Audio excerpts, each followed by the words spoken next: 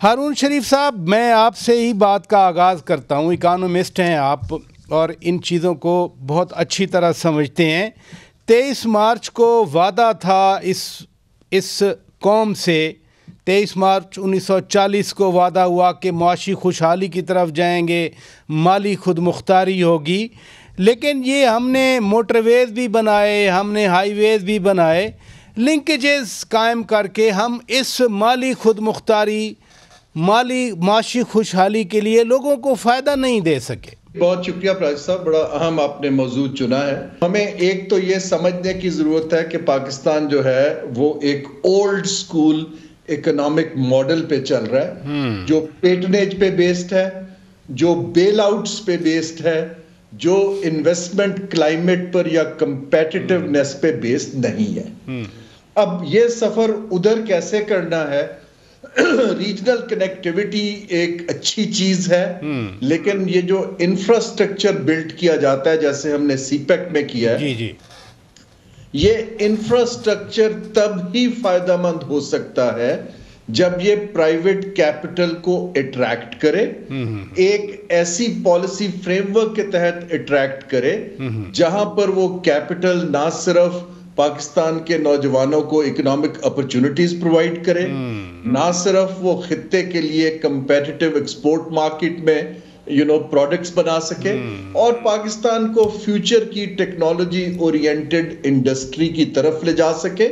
اور جو ہمارے بارڈرز ہیں، میں اکثر کہتا ہوں انٹرنیشنل فورمز میں بھی کہ پاکستان اس وقت ہمارے خطے کا سب سے بڑا لینڈ لاکڈ کنٹری ہے. ہم بیچتے ہیں کہ ہم کنیکٹڈ ہیں، لیکن ہم سارے بارڈر بند کر کے بیٹھے ہیں، لینڈ لاکڈ کنٹری. سو جب تک ہم یہ مائنڈ سیٹ نہیں بدلیں گے کہ ہم نے خطے کی مارکیٹ کے ساتھ کسٹمز یونینز بنانی ہے، ہم نے پرائیویٹ سیکٹر کو فرنٹ لائن دینی ہے، یہ جو ہمارے آئی ایم افریڈ یہ جو انفراسٹرکچر انویسٹمنٹس ہیں یہ کل کو ڈیٹ ٹریپ بن جائیں گے. بہت اہم آپ نے بہت اہم بات کی کہ لینڈ لاکڈ کنٹری ہیں، ہمسایوں کے ساتھ ہم وہ نہیں ہیں. ادھر رکیے گا شیخ صاحب، آپ تو فیڈرل منسٹر ہیں، کابینہ میں بیٹھتے ہیں. بڑا اہم نقطہ ہارون شریف صاحب نے اٹھایا.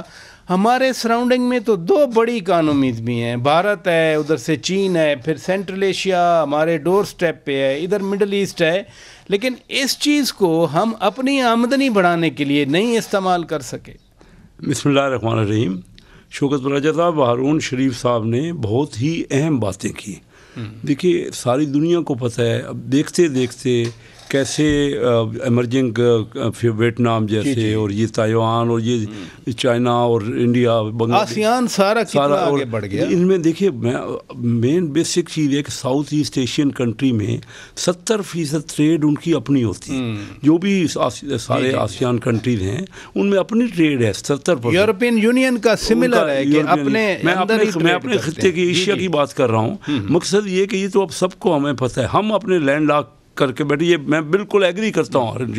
ہم بارڈرز پہ اپنے ارد گرد کس خطے سے ہماری ٹریڈ ہے؟ ہم تو آل دا وے ایکسپورٹ کرنا چاہتے ہیں، یہاں سے بیٹھ کے امریکہ اور یہاں سے بیٹھ کے یورپ. تو فریٹ کاسٹ اتنی امپارٹنٹ ہے آج کل، ہم کمپٹیٹیو ہی نہیں رہے ایکسپورٹ میں اپنے.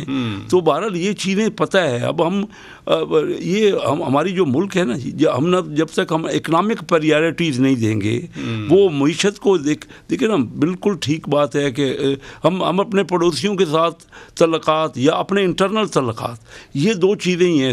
پہلے 40 سال پاکستان اس سمت میں تھا. ہم نے پہلے اوپننگ اپ کی. انڈیا کی کلوز اکانومی تھی. انڈیا کو ہندو گروتھ کہتے تھے. IMF بڑی اسٹیٹمنٹ دیتے تھے کہ آپ ہندو ریٹ آف گروتھ، اور پاکستان کو دنیا دیکھ رہی تھی، ماڈل کنٹری تھی. یہاں پہ کوریا ہم سے پلاننگ لے کے گئے. ہم نے آخری 30-35 سال جو بھی ذکر کیا ہارون شریف نے کہ ہم نے جو ہے اس کو کلوز کر دیا. انٹرنلی آپس میں رفٹ شروع کر دی. پہلے پیپل پارٹی، مسلم لیگ، اب PTI اور باقی مختلف پارٹیاں. ہم اور پھر ریجن میں دہشت گردی شروع ہو گئی، اور پھر ہم نے کلوز کر دیا اپنے تمام کس جگہ ہمارا بزنس ہے.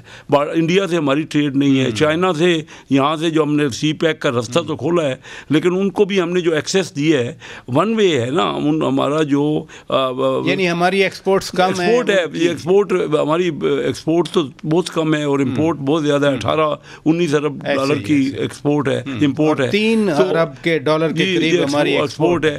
تو ہم نے وہ جو دیا نا فری ٹریڈ ایگریمنٹ بھی کیا، اس پہ بھی خیال نہیں کیا کہ اس میں بھی خیال کرنا، دنیا میں یہ خیال کیا جاتا. تو اب بات یہ ہے کہ اس وقت بھی ہم الجھے ہوئے ہیں اپنے انٹرنل مسائل میں بھی، اور ابھی تک ہمارے ریلیشن اپنے پڑوسی ملکوں سے. تو ہمیں اس کو دیکھنا ہے. کوئی آج کل مشکل نہیں ہے، ترقی کی راہ کوئی یہ کوئی راکٹ سائنس نہیں ہے، لیکن بات یہ ہے کہ ہم اس طرف مائل ہونا، بیٹھ کے ہم فیصلہ کر رہے ہیں کہ ہم نے اکانومی میں آگے بڑھنا ہے یا ہم نے اسی طرح زیادہ. شیخ صاحب آپ کہہ رہے ہیں ترقی کی راہ مشکل نہیں ہے، جہاں لوگ جانیں دیتے ہیں بیچارے سمندروں میں غرق ہو جاتے ہیں. خان صاحب میں آپ کی طرف آتا ہوں، سینیٹر وقار احمد خان صاحب، یہ سی پیک کا ذکر ہوا، لنکیجز کا ذکر ہوا، کنیکٹیوٹی کا ذکر ہوا، اس میں کوئی شک نہیں ہے کہ سماجی جو ترقی ہے وہ تو ہوئی ہے. آپ ڈیرہ اسماعیل خان جاتے ہیں اسلام آباد میں، بڑا ایزی ہے. میں میلسی جاتا ہوں اسلام آباد سے، بڑا ایزی ہے. لیکن یہ جو خواب ہے معاشی ترقی کا، معاشی خوشحالی کا،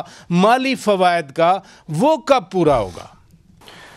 سب سے پہلے تو پراجہ صاحب میں آپ کو کمپلیمنٹ کرتا ہوں کہ آپ نے تینوں ادوار کے انویسٹمنٹ منسٹرز کو اکٹھا کر لیا، پیپلز پارٹی، نون لیگ اور پی ٹی آئی کے.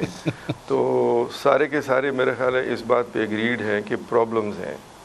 اب تھوڑا سا نا اس کو فلسافیکلی دیکھتے ہیں. میرے کہنے کا مقصد یہ ہے، اگر ہم یہ دیکھیں نا کہ 2 طریقے ہوتے ہیں زندگی گزارنے کے، یا تو زندگی آپ کو گزارتی ہے یا آپ زندگی کو گزارتے ہیں. یہاں پاکستان میں زندگی 99.9% لوگوں کو گزار رہی ہے.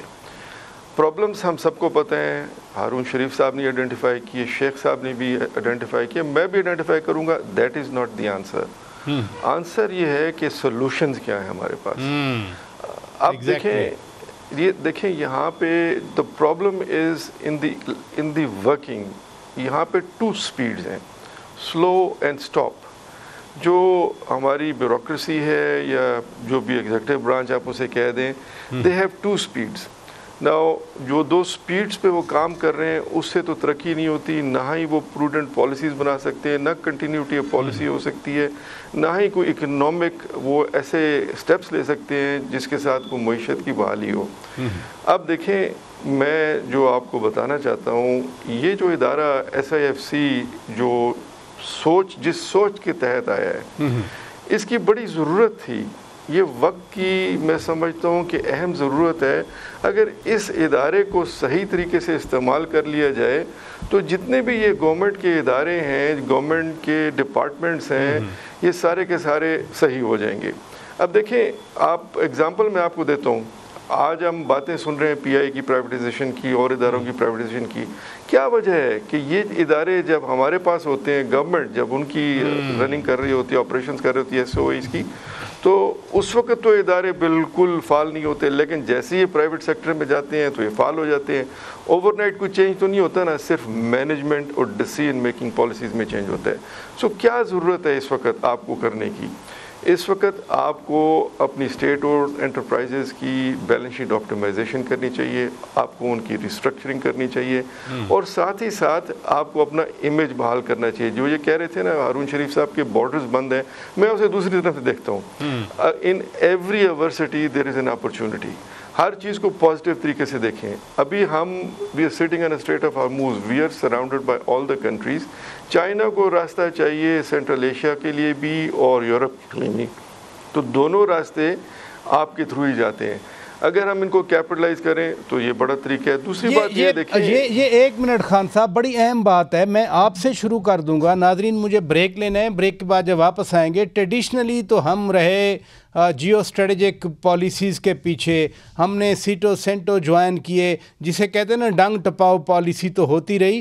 ٹھوس معاشی پالیسی کیا ہو کہ میرا نقطہ یہی ہے کہ لوگوں کی آمدنی بڑھے، ملک کی آمدنی بڑھے. سینیٹر صاحب میں سوال آپ پہ چھوڑ کے جا رہا ہوں، بریک کے بعد جواب لیتے ہیں. ناظرین اسٹے ود اس.